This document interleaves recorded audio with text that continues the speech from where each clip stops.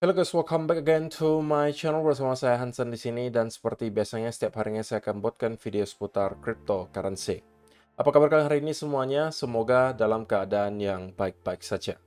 Teman-teman, sesuai dengan ekspektasi kita di video kemarin, Bitcoin membentuk rising wedge dan kemudian breakdown dari rising wedge tersebut, mendapatkan pullback yang lumayan dalam sebelum pada akhirnya kita mendapatkan rebound. Dan saya mendapatkan beberapa chat dari teman-teman yang berhasil memanfaatkan setup tersebut dan telah berhasil cuan dan juga take profit. Saya pengen ucapkan selamat, tetapi sekaligus teman-teman jangan sampai overconfidence. Walaupun kita telah beberapa setup terakhir mungkin profitable, tapi itu bukan berarti setup-setup berikutnya akan pasti profit. Please tetap jaga risk management yang baik. Oke? So, teman-teman, di video hari ini kita bakal membahas lagi in terms of price action, kira-kira apa nih yang sedang terjadi di Bitcoin, apa yang bisa kita expect kira-kira berikutnya, dan juga apa yang sedang terjadi di belakang layar. Kita bakalan bahas itu di video hari ini, jadi stay tune terus sampai akhir video. Nah, per hari ini teman-teman, secara global kita melihat market cap berada di angka 2 triliun dolar atau terjadi penurunan sekitar 0,75% selama 24 jam terakhir. Nah, kalau kita lihat di top 10 coin sendiri sebenarnya hampir semuanya merah, satu-satunya yang hijau itu cuma adalah XRP. Itu pun dikarenakan ada isu yang sangat positif datang untuk XRP, yaitu adalah mereka telah mengakhiri kasus mereka dengan SEC. Rumornya seperti itu, saya belum double check, tetapi sudah banyak akun-akun yang cukup dikenal gitu ya, dan cukup trusted yang memberikan informasi bahwa memang Ripple telah menyelesaikan case-nya dengan SEC. Itulah yang kemudian menyebabkan XRP tiba-tiba meroket, bahkan tadi sempat menyentuh ke area 0,65-an seingat saya, sebelum sedikit mendapatkan pullback. Sekaligus dia menjadi top performer hari ini. Sisanya mengalami penurunan antara 0, sekian persen hingga kurang lebih 2%. So, itu adalah outlook sementara dari beberapa top coin yang ada. Sekarang kita langsung saja masuk ke beberapa data dan berita terbaru hari ini. Nah, yang pertama teman-teman, setelah adanya pergerakan Bitcoin selama 24 jam terakhir yang cenderung sebenarnya zigzag ya. Kita awalnya mengalami penurunan, tapi kemudian kembali dibawa naik ke atas. Nah, kemarin itu kita sempat mendapatkan beberapa long squeeze ya teman-teman untuk menjemput likuidasi yang ada di sekitaran area 55 ribuan. Sebelum pada akhirnya kita menemukan bottom di sini dan kemudian mendapatkan rebound.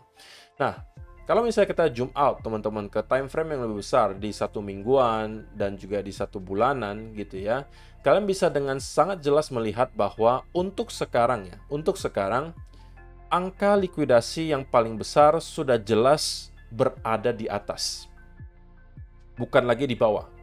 Karena kalau misalnya kita lihat yang 3 bulanan teman-teman, atau bahkan lebih jelas lagi 6 bulanan, kita tahu bahwa memang sebelumnya ada likuidasi yang cukup tebal juga di bawah 50.000, range-nya di sekitaran 50.000 sampai 49-an. Dan itu juga udah berhasil kita jemput. Nah, untuk sekarang, kalau kalian lihat di 6 bulanan, 3 bulanan, kemudian 1 bulan, 1 minggu, dan lain seterusnya, angka likuidasi terbesar itu sekarang berada di atas. Dan yang paling besar dan paling dekat itu adalah di range 60 ribuan, teman-teman. Itu mungkin bisa kita lihat di 1 week. Ini tebal banget di sekitaran area 61 sampai 63 ribu dolar. Oke. Tapi apakah berarti kita akan langsung straight menuju ke sana tanpa ada hadangan, ataukah masih ada sesuatu yang perlu kita khawatirkan? Ya, kalau misalnya kita bicara spesifik mengenai titik likuidasi, ya berarti ada sedikit ya di sekitaran area 54 sampai 53 ribu dolar. Jadi ya masih bisa aja sebenarnya koreksi yang kita lihat di sini belum akan selesai, dan kita masih akan membuat wave kedua untuk menuju ke area 54 sampai 53 sebelum pada akhirnya kita menyelesaikan koreksi dan start untuk kembali rally menuju ke area 60 ribu dolar. Nah, yang nanti bakal kita bahas lebih detail dari segi price action. Yang kedua, teman-teman, rebound yang kita lihat selama ya beberapa hari terakhir lah, itu tidak lain juga dibantu oleh inflow dari spot Bitcoin ETF. Dan terakhir kita kembali melihat BlackRock membeli dan totalnya 897 Bitcoin. Jadi BlackRock kita bisa katakan buys the dip. Sedangkan untuk Fidelity itu masih ada zero net flow gitu ya, jadi belum ada inflow baru yang masuk. Otomatis kita bisa mengatakan bahwa walaupun net flow kemarin itu positif, tapi angkanya tidak terlalu besar, teman-teman. Nah, yang kita butuhkan tentunya adalah konsistensi inflow di spot Bitcoin ETF untuk menunjang rebound yang terjadi di Bitcoin dan melanjutkan rally ke di atas 60.000 dolar.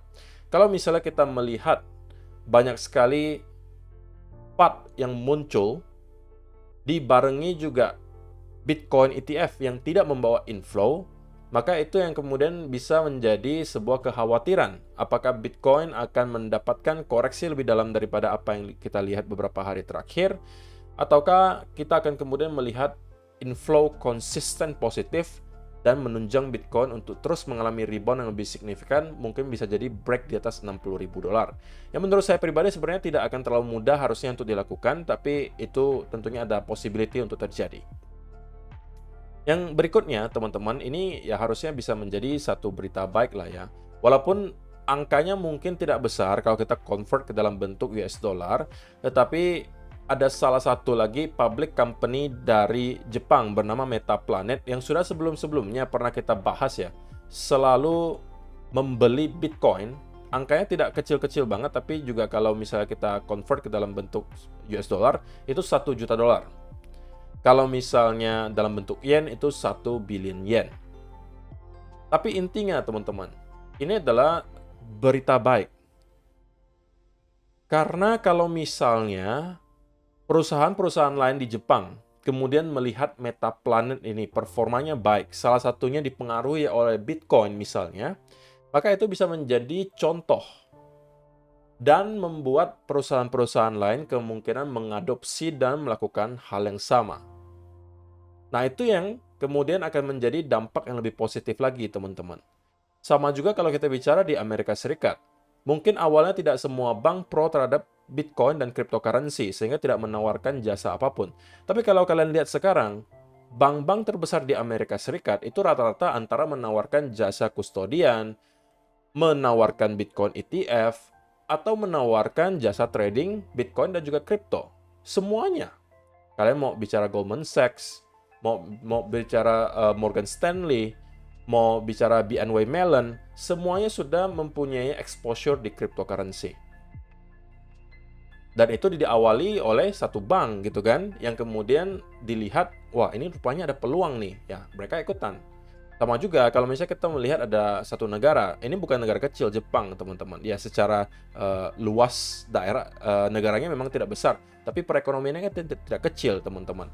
Kalau misalnya kita melihat ada satu public company yang kemudian start membeli Bitcoin secara rutin dan misalnya nanti performa portofolionya itu baik gitu ya, kita kemudian melihat laporan keuangannya juga baik, salah satunya mungkin diakibatkan pembelian mereka terhadap Bitcoin, ya maka itu bisa dijadikan sebuah contoh. Dan perusahaan-perusahaan lain kemungkinan akan melakukan hal yang sama.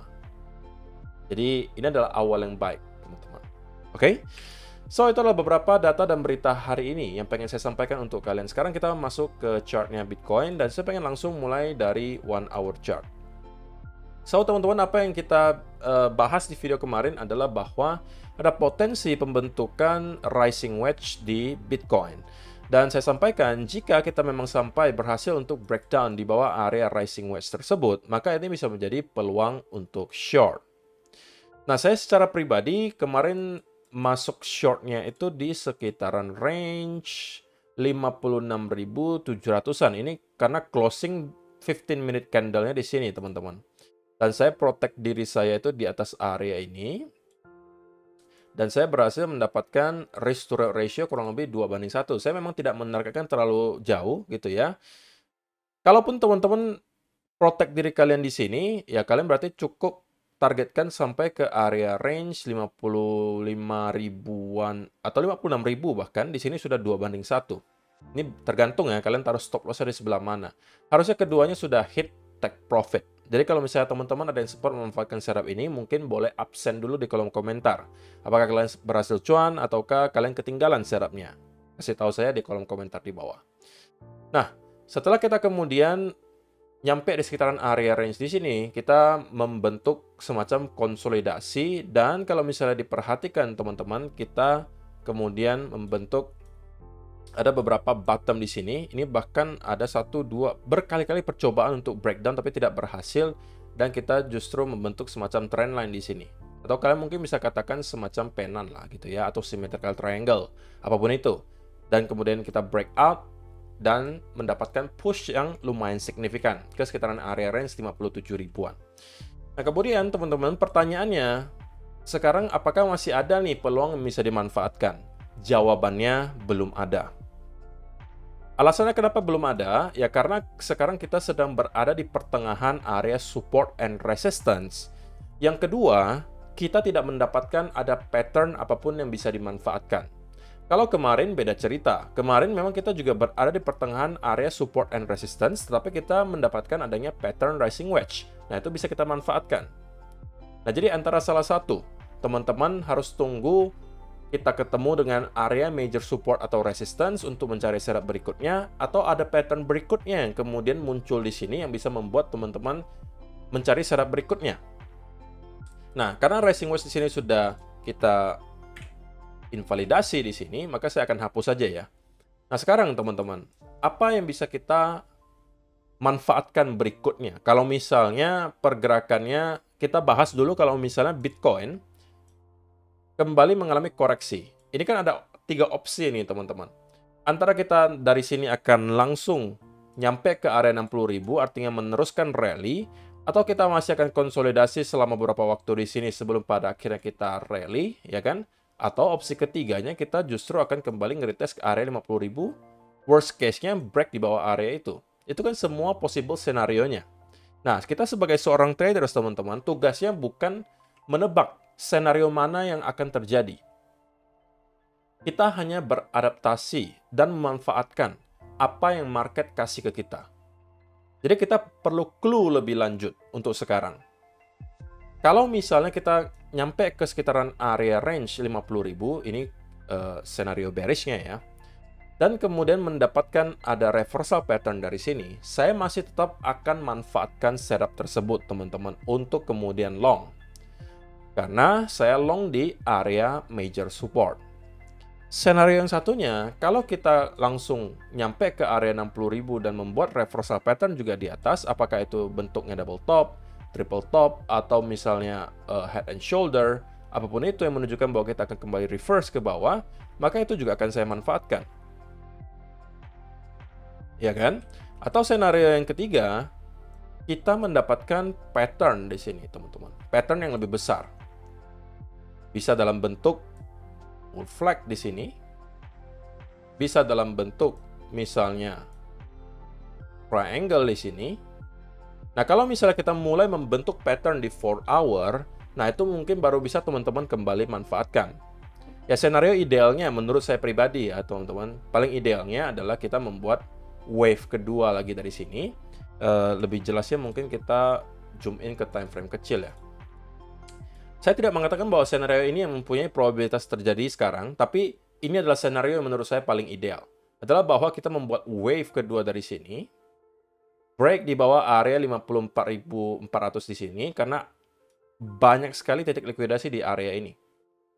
Dan dari sana, kita baru start untuk kembali reverse ke atas. Dan kalau skenario ini terjadi, teman-teman, maka itu bisa kembali dimanfaatkan kalau ada pattern yang terbentuk, apakah itu dalam bentuk bull flag, apakah itu dalam bentuk symmetrical triangle, apapun itu yang menunjukkan kita akan continue ke atas, itu bisa dimanfaatkan dan kita targetkan ke area 60.000 dolar. Tapi untuk sementara, rebound-nya terlihat cukup signifikan. 4 hour close juga terlihat cukup baik. Kita mendapatkan ada candle hijau yang sangat panjang. Body candle-nya juga tebal. Itu menunjukkan ada buying pressure yang cukup besar.